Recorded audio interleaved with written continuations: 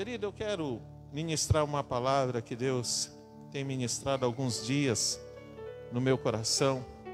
Há algum tempo atrás, eu não me lembro quando, eu preguei sobre Neemias e desde então Deus me incomoda com esse texto que eu vou ler contigo agora, capítulo 4,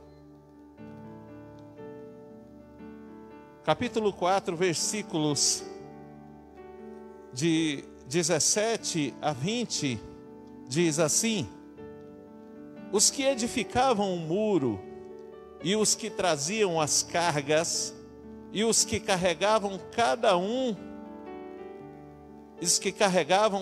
um com uma mão fazia a obra, e na outra tinha as armas. Verso 18: e os edificadores, cada um trazia a sua espada cingida aos lombos, e edificavam, e o que tocava a trombeta estava junto comigo. E disse eu aos nobres e aos magistrados e ao resto do povo: grande e extensa é a obra, e nós estamos apartados do muro, longe uns dos outros. No lugar onde ouvirdes o som da buzina, ali vos ajuntareis conosco. O nosso Deus pelejará por nós. Amém ou não amém? A parte mais doce desse texto é a última frase que nós lemos. Amém? O nosso Deus pelejará por nós. Quantos querem que Deus peleje por você aqui? Amém? Glória a Deus. Querido, eu quero falar exatamente a respeito das armas e também das ferramentas que esse texto está falando. Amém? Para a gente entender melhor esse contexto aqui, o que a Bíblia está falando, está narrando, qual é a história que a Bíblia está contando aqui nesse livro.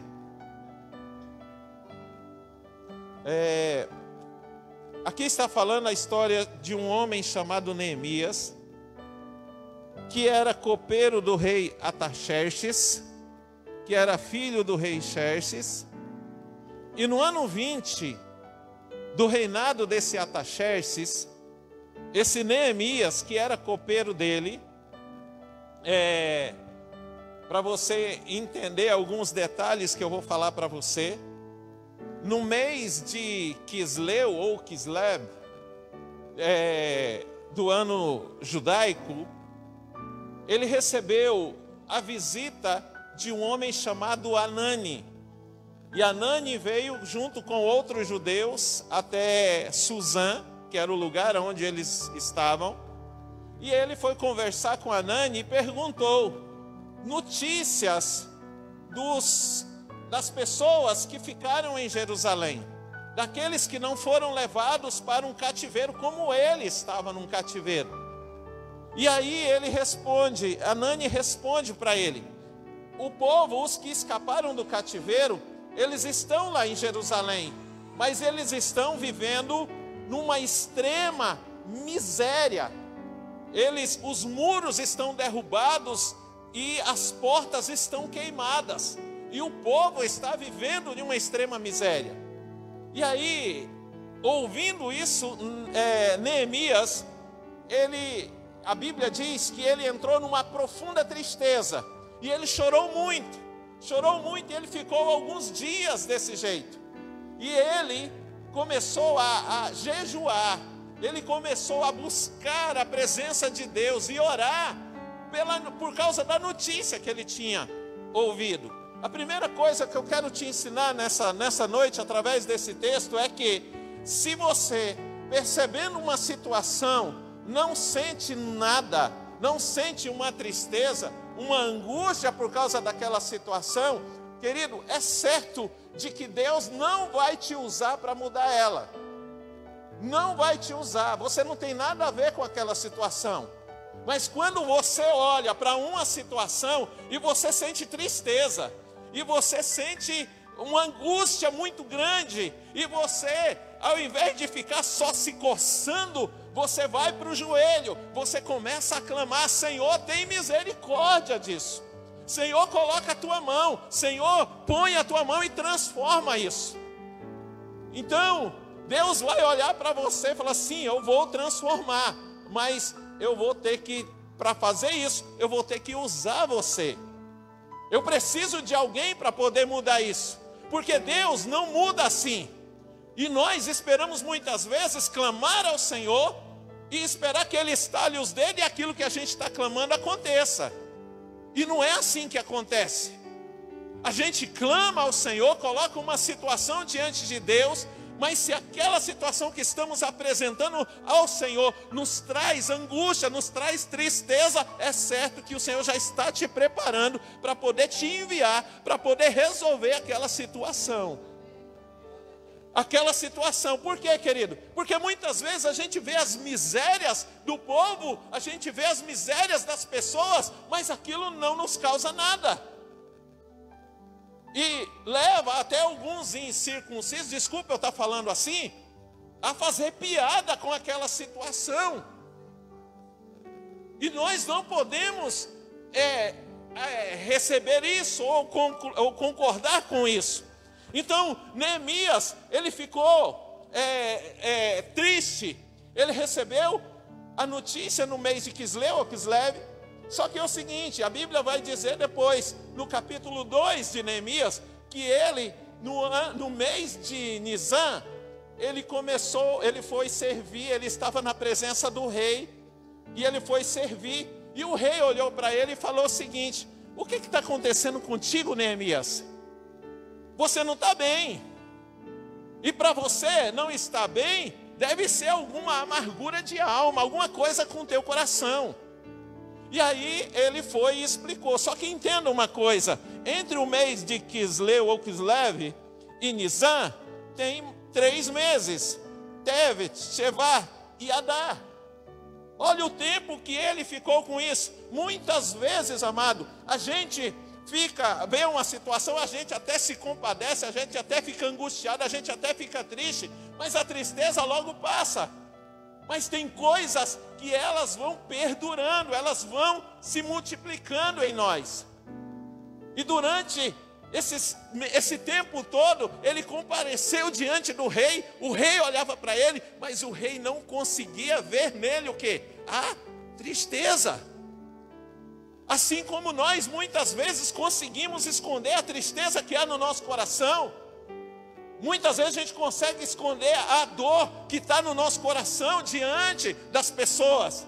Mas tem tristeza, amado, que vai crescendo dentro de nós e chega num momento que a gente pode tentar disfarçar de qualquer jeito, mas essa tristeza não vai embora, e quem olhar para a nossa cara sabe que ela existe, que tem uma tristeza ali.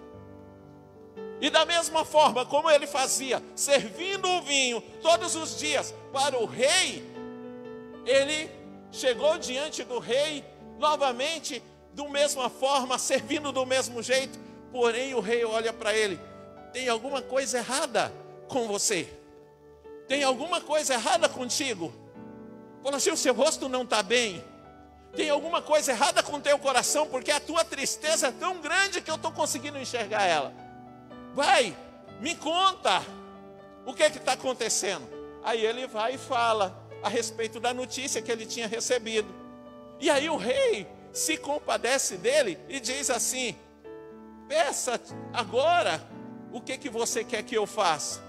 E ele temeu muito, mas ele chegou diante do rei e começou a pedir: eu quero voltar para a minha cidade, eu quero ser um instrumento nas mãos do meu Deus, para poder reconstruir o muro, para poder reconstruir a cidade.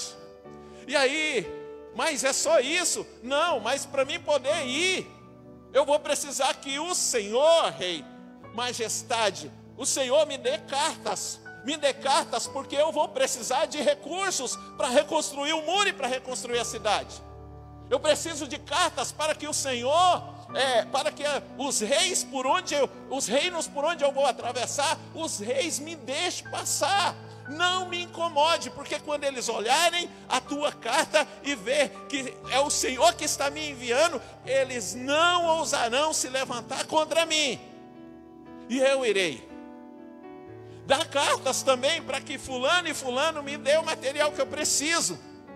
E aí o rei mandou providenciar todas as cartas, e ele assinou todas elas, selou todas elas e entregou. Está aqui, pode ir. E Neemias foi.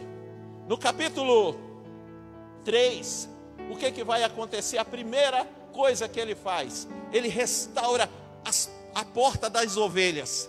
E aí, era motivo para fazer festa, era motivo para fazer um monte de coisa, mas o que ele faz? Ele reúne o povo e aí consagra aquela obra, é lançada a pedra fundamental. O Senhor é o nosso Deus, o Senhor é o responsável por essa obra, o Senhor é responsável por mim, o Senhor é responsável por você. E aí ele começa a falar com as pessoas e começa a animá-las para poder começar a trabalhar. Quando chega no capítulo 4, eles começam a trabalhar na obra que ele foi para lá proposto a fazer. Porém, quando ele está trabalhando na obra, quando eles estão trabalhando na obra, querido, quem que aparece por lá? Aparece 3 homens, um chamado Sambalate, o outro chamado Tobias e um outro chamado Gesem. E eles ficaram muito bravos, irados, porque eles não queriam que o muro fosse construído, fosse levantado, fosse consertado. E a primeira coisa que eles começaram a fazer foi tentar desanimar o povo. Vamos desanimar. E começou a falar assim: a obra de vocês, que vocês vão construir, até uma raposinha que passar correndo vai derrubar ele. Agora entende uma coisa, se isso é verdade, meu amado, se isso é verdade, você que ouve uma coisa dessa daí, você vai temer o quê?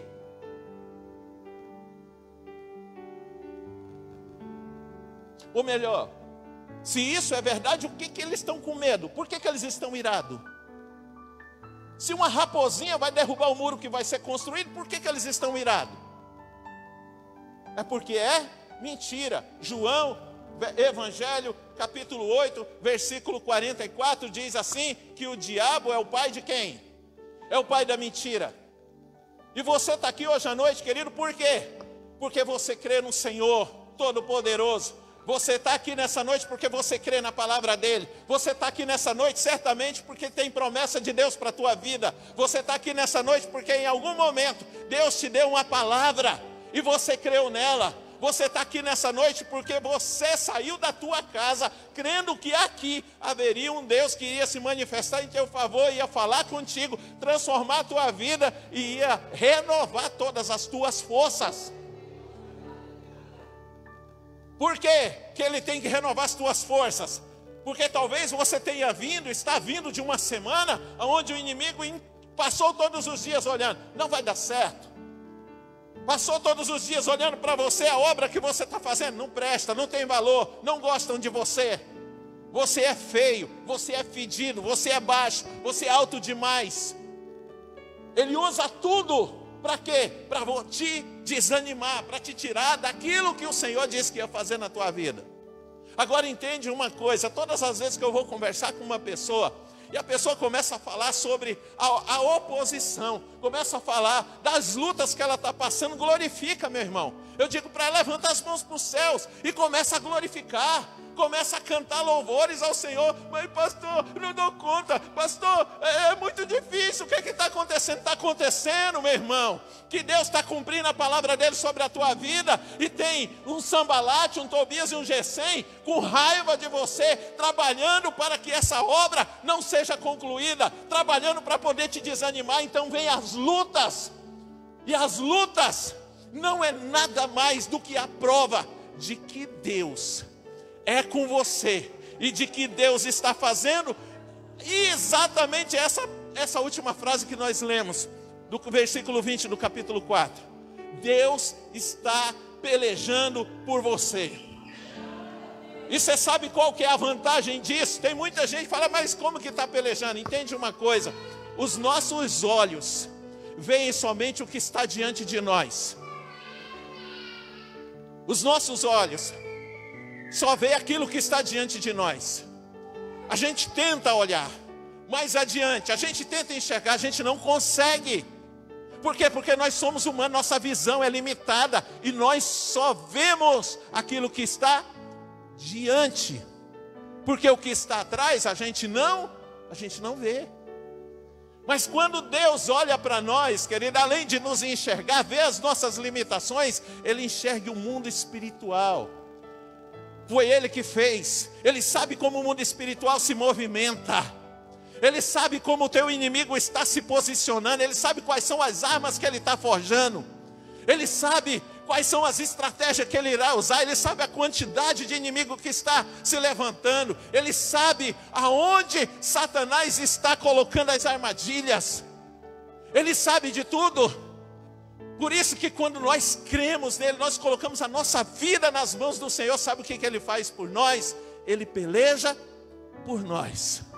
E se ele peleja por nós, você está aqui, meu Deus, lá vem a tempestade, mas o inimigo está aqui querendo te flechar, ou te dar uma lança, aqui que vem o Senhor. Enquanto você, meu Deus, eu não aguento mais aquela luta que está vindo na minha frente, ele está matando o inimigo aqui atrás de você, que está vindo para poder te matar. Te matar. Muitas vezes o que está diante de nós é somente a distração que Satanás está colocando, para que ele venha, enquanto você está preocupado com o que está diante de você, estão atrás de você, preparando armadilhas para você, se levantando contra você. Mas graças a Deus, que ele não vê como vê o homem. Graças a Deus que a sua força é ilimitada. Graças a Deus que para nós pode estar tudo um caos, mas ele não perdeu o controle de nada. Para nós, diante de nós, você está falando, eu vou desistir, eu vou parar. Mas ele não, você pode ir, fica tranquilo, que se o mar não se abrir diante de ti, você vai atravessar andando sobre ele.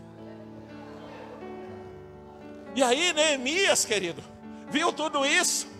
Chega no capítulo 4, né, que eles se iram e começam a se levantar contra. E aí lá no capítulo 6 de Neemias, no versículo 15, vai dizer que eles terminam a obra do muro. E aí eles terminam no mês de Elul, em 52 dias, se não me engano no dia 25 do mês de Elul, eles terminam a obra do muro, e o muro fica pronto em 52 dias. Ah, se nós tivéssemos que esperar só 52 dias para que a obra se concluísse nas nossas vidas. Mas é possível, e é disso que eu quero falar nessa noite. É disso que eu quero falar. Porque, amados, entende uma coisa, no texto que nós lemos, no capítulo 4, a partir do verso 17, ou melhor, no verso 17, o que a gente lê lá? Os que edificavam o muro, diga, os que edificavam o muro. Agora olha para a pessoa que está do teu lado e diz, não é qualquer pessoa. Eles não estavam à toa. Amém? Querido, esse povo não estava no celular jogando jogo do tigrinho, tentando a sorte. Esse povo não estava no celular brincando, se distraindo com alguma coisa. Eles não estavam dando Ctrl+C, Ctrl+V em alguns textos bíblicos sem saber nem ao menos o que está escrito para poder mostrar que é espiritual. Eles não estavam ali de brincadeira, da mesma forma como Deus não quer que você esteja aqui de brincadeira. Deus quer que você esteja aqui, por quê? Porque se Ele te trouxe aqui é porque Ele te ama. Ele tem algo que você nem com toda a força, toda a criatividade que você tem através da tua imaginação, você não consegue imaginar o que Deus tem preparado para você. Não, você não consegue.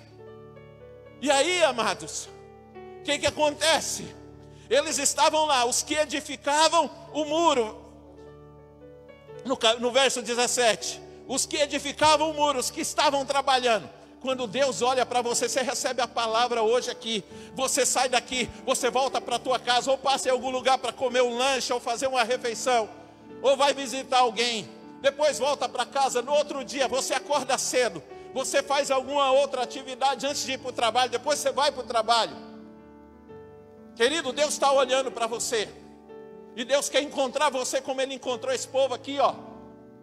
Eles estavam lá edificando o muro, eles não estavam de bobeira. Eles não estavam fazendo nada. Ele quer olhar para você dirigindo o teu carro. E aí, amado, o trânsito aqui nessa cidade, especialmente nessas duas vias aqui, nós que moramos aqui, Avenida das Palmeiras e Avenida das Torres, quando chega na rotatória da Viola de Coxo ali, meu amado, para ir, se você quiser chegar no horário, você tem que sair cedo. Para voltar, para você chegar cedo em casa, você também tem que saber os atalhos. Só que é o seguinte, Deus quer olhar para você no teu carro, meu amado, e ainda meio chateado porque você acordou tarde, ou porque aconteceu alguma coisa e você está indo para o trabalho, e o trânsito não ajuda. Deus quer encontrar você trabalhando. Ah, mas como eu trabalho dentro do carro, querido? É simples. Que quando você não está fazendo o teu ofício, se você estiver adorando ao Senhor, bendizendo o seu nome, glorificando o seu nome, cantando hinos de louvor, não é qualquer canção, é cantando hinos de louvor, é orando em espírito, é bendizendo o nome do Senhor. O problema é que o crente, o mesmo que levanta as mãos na igreja, dá glória a Deus, chora na hora do louvor, quando sai na rua, vai dirigir, um motoqueiro não pode passar perto dele, ele ouve o barulho, ele vai tomar. Ou então, buzina, mete a mão para fora e aí Deus olha para ele, e aí ele fica, o Senhor vai me abençoar, o Senhor vai me abençoar. O Senhor te encontrou trabalhando? Enquanto ia para o trabalho? Não. O Senhor quer te ver assim, comprometido com a palavra de Deus.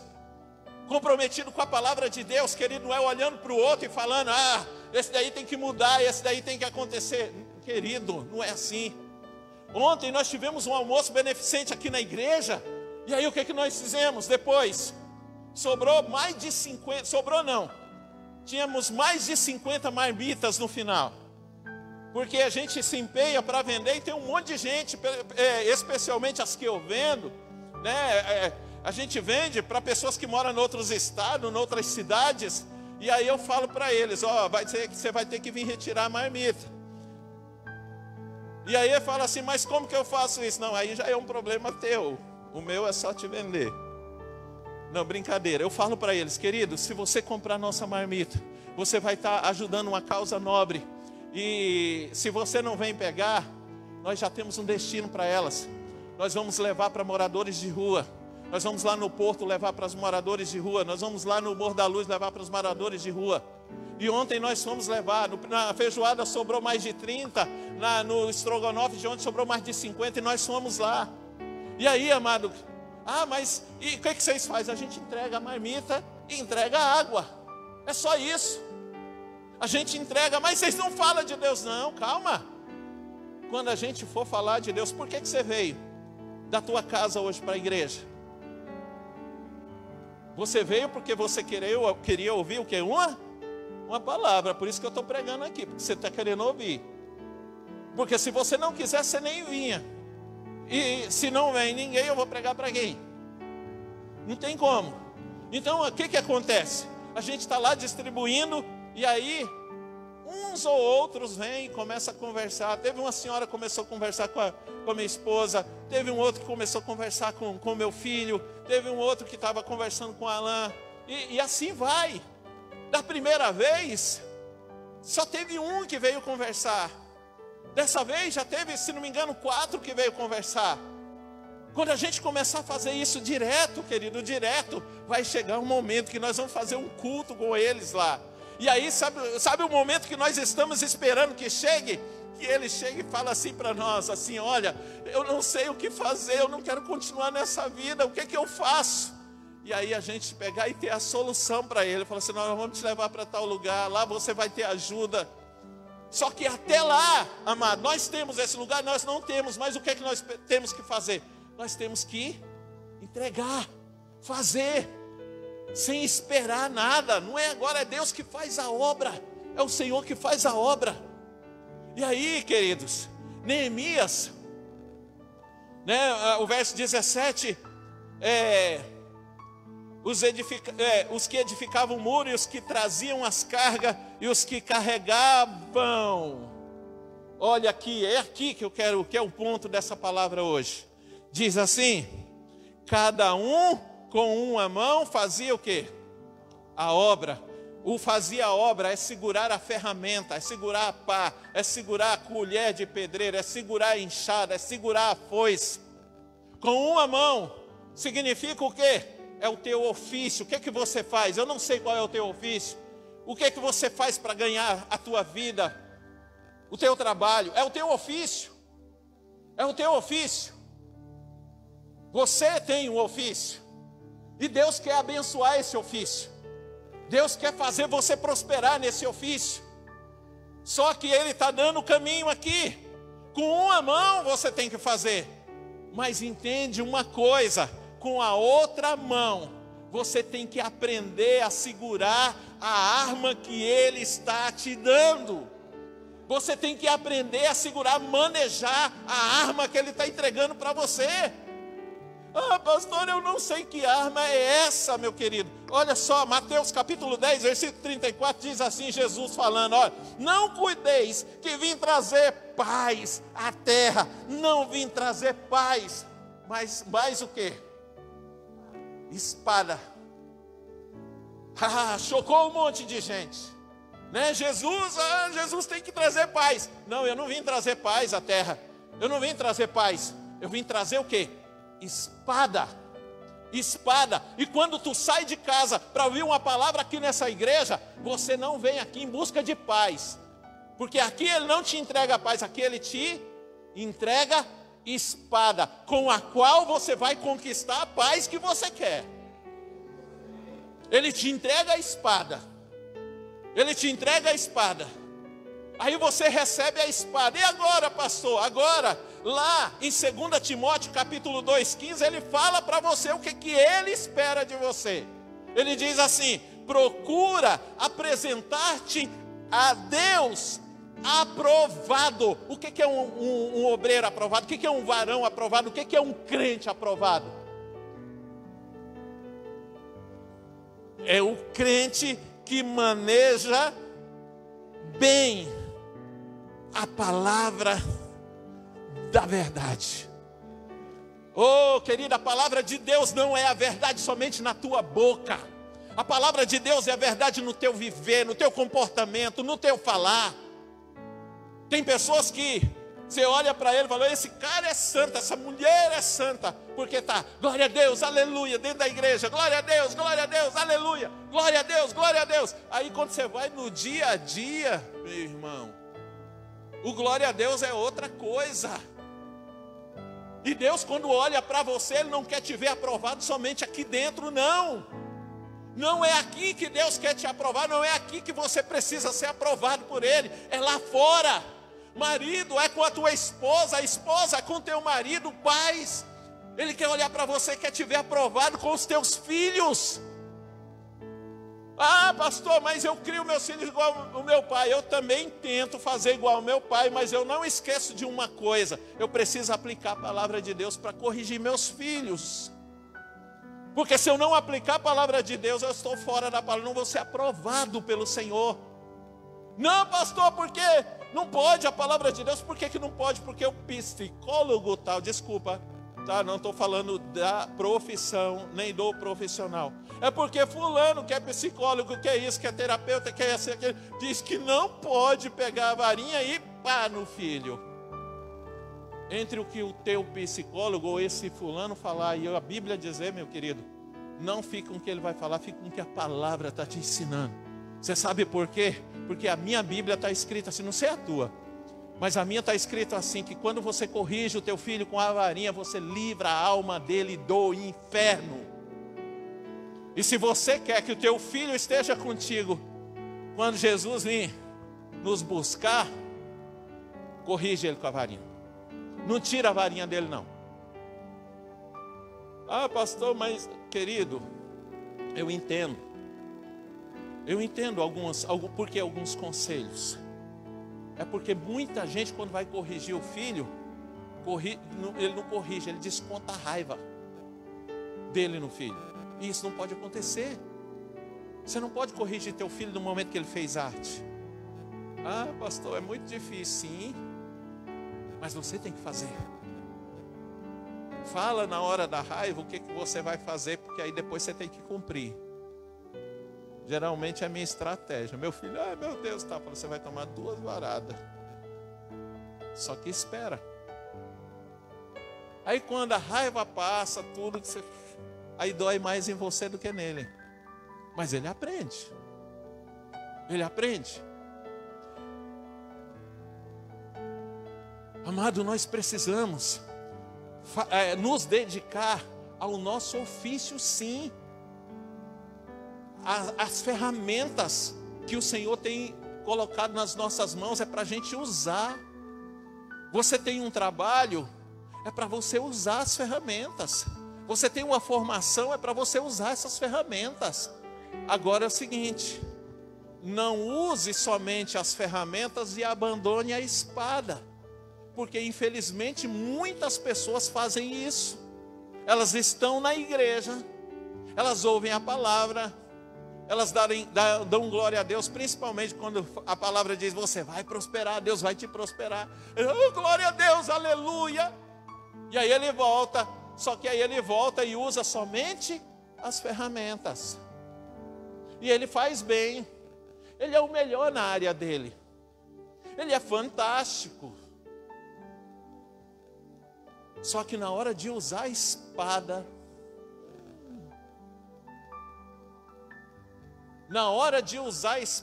oh Senhor. E aí, o crente fala assim, né? Tem uns fala assim: mas pastor, eu vou usar a espada contra o meu irmão. Não.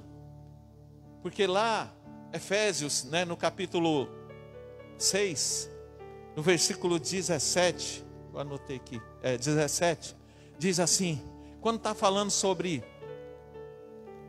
armadura, Paulo está dizendo assim sobre a armadura, começa no versículo 14, mas quando chega no versículo 17, ele vai dizer assim: tomai também o capacete da salvação, e o que mais? E a espada do Espírito, que é o quê? A palavra de Deus. Ai meu Deus. Aí você fala assim: meu Deus, pastor, para que o Espírito tem uma espada? Quer uma espada? Para que o Espírito coloca na minha mão uma espada? Não é para você usar nos outros. Diga assim, fala assim: a espada que o Espírito me dá é para mim usar em mim mesmo. É para eu usar, né? Em mim mesmo. Amém? Para eu usar em você. Ah, mas por que, pastor? Porque pelo seguinte, Gálatas capítulo 5, versículo 17 diz assim: que o Espírito luta contra e a carne luta contra o Espírito. Sabe o que significa? Que não é Satanás que luta contra você. Não é Satanás que luta contra eu. Quem que luta? É você mesmo. Quem faz oposição ao que Deus tem para você? É Satanás? Não, é você mesmo. Quem é que fica com preguiça de acordar de madrugada? É o diabo ou é você? Quem é que dorme quando vai ler a Bíblia? É Satanás? Não. Quando vai jejuar, passa 3 dias sem comer usando as ferramentas, mas na hora que vai usar a espada, ele fala: vou jejuar até 6 horas da tarde. Começa meio-dia, 2 horas ele já caiu, porque ele fala que não dá conta. Por que isso? Porque o diabo te forçou a comer? Não, é porque a tua carne está se opondo ao que o Espírito quer fazer na tua vida. E aí o que esse texto nos dá é o seguinte, que se você quer vencer Satanás, vence tua carne. Diga não para a tua carne.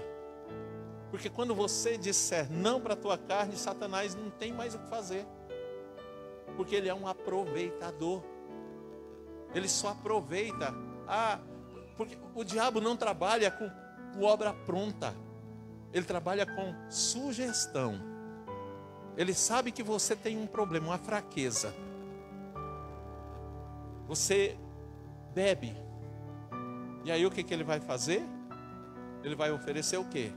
Água? Coca-Cola? Não. Quando você está jejuando, eu amo churrasco, e faz tempo que as pessoas aqui, os irmãos aqui, não é abençoado me convidando para o churrasco. Eu amo churrasco. Quando eu estou jejuando, sabe o que acontece? Aparece uma brisa na minha casa que eu não sei de onde vem, trazendo um cheiro de um churrasco maravilhoso. Aí sempre tem alguém que me liga dizendo: pastor, lembrei de ti. Aí o outro liga: pastor, fiz melhor do que lembrar. Vou fazer um churrasco para ti hoje, agora. Oh, meu Deus. Por quê? Você gosta de mousse de maracujá? Jejua. Faz tempo que você não come. Jejua. Que você vai ver. Vai aparecer Satanás te oferecendo. Eu brinco com os irmãos. Esses dias fizeram um churrasco lá na casa do pastor Adriano. Aí tinha um irmão que estava jejuando. Aí eu aproveitei o momento, Aí ele está lá: não posso, estou consagrando e tal. Eu falei assim: meu irmão, vou lembrar de você. Aí eu comi o churrasco e falei assim: cara, tá delicioso. E ele: ai meu Deus. Eu falei: não, meu irmão, estou brincando com você. Eu sei que Satanás não precisa da minha ajuda para oferecer oposição a ti. Quando você vai fazer alguma coisa para Deus, Satanás se levanta para impedir que você use a espada. Agora, quando você vai usar a ferramenta, filha, aí tem gente que tem tempo para a ferramenta, filho, mas fala na espada para você ver. Só que é o seguinte: a ferramenta, você precisa dela para você fazer a obra, amém? Com a ferramenta a obra vai ficar pronta, amém ou não amém? Agora, com a espada é o que vai garantir que você vai usufruir da obra que você fez. Porque se você só usar a ferramenta e não aprender a usar a espada, você faz, o inimigo derruba. Você faz e você não tem paz. Mas Deus está te dando hoje. Falou: eu te entrego a espada mais uma vez. O que você vai fazer com ela essa semana? Você tem um monte de luta. Tem um monte de inimigo. O que o inimigo está fazendo? Pastor, querido, entende uma coisa. Para pensar nas tuas lutas. Olha só. O que rouba a nossa paz? Aquilo que a gente não precisa hoje. Jesus fala, os seus discípulos lá no capítulo 6, no versículo 34, Primeiro ele fala assim: buscai em primeiro lugar o reino de Deus, sua justiça, e todas estas outras coisas vos serão acrescentadas, Aí ele fala assim: não vos preocupeis com o dia de amanhã, porque o dia de amanhã cuidará de si mesmo. Aí ele fala: basta a cada dia o seu próprio mal. Agora analisa as tuas preocupações de hoje. A maioria delas, ou se não todas, é por alguma coisa para hoje ou é por causa de amanhã? É amanhã. Você entendeu? Você perde o melhor de Deus hoje porque você está preocupado com amanhã, e Jesus disse já que o amanhã vai cuidar de si mesmo. A gente só precisa aprender a confiar nele. Amém? A gente precisa aprender a confiar nele. Outra coisa, se você prestar atenção sobre os barulhos que você vai ouvir, sobre os teus problemas, sobre todas as coisas, você vai prestar atenção nos barulhos. E você vai notar que não tem nada te atingindo. Você só está ouvindo. Você só está ouvindo. Só está ouvindo o barulho. Mas aí o que você tem que fazer para poder vencer isso? Continua usando a ferramenta. Mas aqui, ó.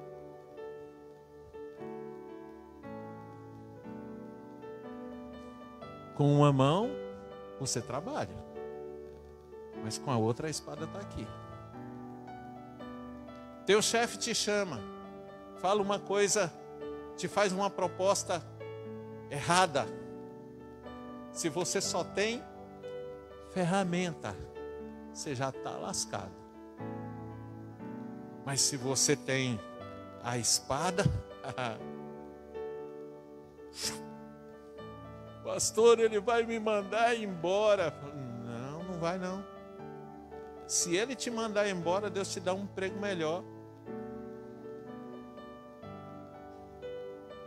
Mas o que ele quer é que a obra dele, que ele está fazendo na tua vida, fique pronta. Fique pronta. Fique pronta.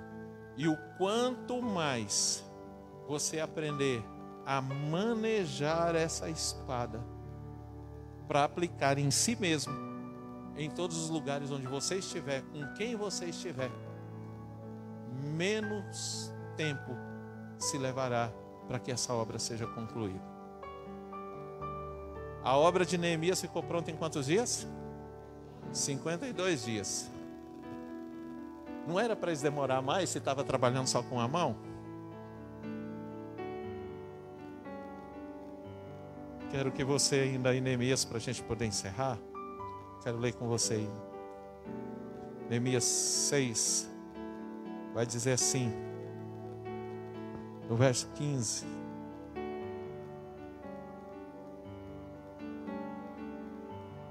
Ou melhor, a partir do verso 1 diz assim: sucedeu mais que ouvindo Sambalate, Tobias, Gesem, o Arabe e o resto dos nossos inimigos, que eu tinha edificado o muro que nele já não havia brecha alguma. Oh, Jesus amado, entenderam? Edificado o muro e nele não havia o quê? Brecha. O problema é que tem muito muro que está levantado, mas está cheio de brecha. Não pode haver brecha, amado. Ou seja, não negocia com os princípios da palavra de Deus. De jeito nenhum. Não negocia. Amém? E aí ele continua dizendo assim: não havia brecha alguma, ainda que até este tempo não tinha posto as portas nos portais. Sambalate e Gesem enviaram a dizer: vem e consagremo-nos juntamente nas aldeias no vale de Ono. Porém, intentavam fazer-me mal. E enviei-lhes mensageiros a dizer: estou fazendo uma grande obra. Oh, Jesus amado. Querido, estou fazendo uma grande obra. A espada que Deus te dá é para que a obra que você já faz se torne grande. Se torne grande. Estou fazendo uma grande obra, de modo que não poderei descer, porque cessaria esta obra, porquanto eu a deixasse e fosse ter convosco. E da mesma maneira enviaram a mim 4 vezes, e da mesma maneira lhes respondi. Então Sambalate, só percebam uma coisa: quantas vezes foi enviado até ele? 4 vezes. Satanás não desiste da primeira, ele vai enviar mais. Então se mantenha firme. Então da mesma maneira lhes respondi. Então Sambalate, da mesma maneira, pela 5ª vez, me enviou o seu moço com uma carta aberta na sua mão, e na qual estava escrito: entre as gentes se ouviu, e Gesem diz que tu e os judeus intentais revoltar-vos pelo que edificais o muro, e que tu te farás rei deles, segundo estas palavras, e que puseste profetas para pregarem de ti em Jerusalém, dizendo: este é o rei em Judá. Ora, o rei o ouvirá segundo estas palavras. Vem, pois, agora e consultemos juntamente. Porém, eu enviei a dizer-lhe: de tudo o que dizes, coisa nenhuma sucedeu, mas tu, do teu coração, o inventas. Porque todos eles nos procuram atemorizar, dizendo: as suas mãos largarão a obra e não se efetuará. Agora, pois, ó Deus, esforça as minhas mãos. Aí vai lá para o versículo 15, aí vai dizer assim: acabou-se, pois, o muro aos 25 de Elul, em 52 dias. Oh, Jesus! E aí o último versículo que eu quero ler, o verso 16, e diz assim: e sucedeu que, ouvindo-o todos os nossos inimigos, temeram todos os gentios que haviam em roda de nós, e abateram-se muito em seus próprios olhos, porque reconheceram que o nosso Deus fizera essa obra. Fizera essa obra. Querido, eu quero que você fique de pé, nós vamos orar. E a última coisa que eu quero falar para você aqui: você tem as ferramentas e Deus te dá a espada. Você tem as ferramentas e você vem buscar a espada. Ele te dá a espada, que é a palavra. Oh, Jesus. Agora entenda uma coisa: quem só sabe usar as ferramentas nunca irá dizer: foi Deus que fez essa obra. Por isso é que Deus não permite que a gente só use as ferramentas. Por isso é que Deus quer que a gente use sim as ferramentas, mas que a gente não despreze a espada. Não despreze a espada. Se você está aqui hoje ouvindo essa palavra, meu amado, não é para o teu vizinho que Deus está mandando esse recado. Não é com o teu vizinho que Ele está falando, é com você. Você está com a tua esposa aqui, não é para a tua esposa que Ele está falando, é para você. Você está com o teu esposo, não é para você. Ou melhor, não é para ele, é para você. Deus está falando para você. E aí, amado, você sabe por que os inimigos vizinhos, eles reconheceram que não era eles que tinham feito aquela obra, mas o próprio Deus? Os inimigos só reconheceram isso porque antes Neemias e todos os outros não fizeram outra coisa, todos os 52 dias, a não ser reconhecer que quem estava fazendo a obra era o Senhor. Você não veio aqui hoje para receber uma espada para voltar para a tua casa, ou para o teu trabalho, ou para a tua vida, para você continuar fazendo a mão e achando que é você que está fazendo alguma coisa, porque não é. Deus, Ele coloca em você a capacitação para que Ele mesmo faça.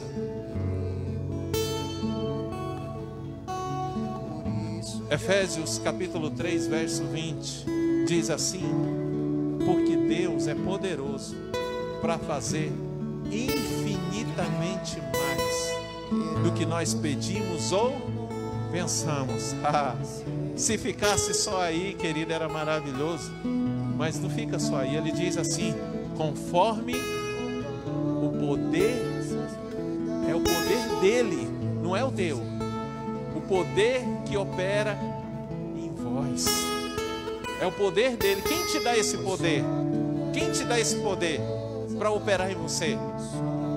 Oh, Jesus, ó, a espada. Esse é o poder que Ele coloca em você, para que mais do que você pensa ou pede seja feito. Porque quando você reconhece que é Ele que faz, nenhum outro é glorificado, querido. Porque tudo que Deus faz é bom, perfeito e agradável, amém? O que Ele nos dá supre uma necessidade nossa, realiza um sonho nosso, alegra o nosso coração, mas só glorifica o nome dEle e nenhum outro. Disso, querido, depende a nossa felicidade. E a gente só conhece a felicidade verdadeira quando nós aprendemos a usar, juntamente com as ferramentas, a espada. Fecha os teus olhos no nome de Jesus.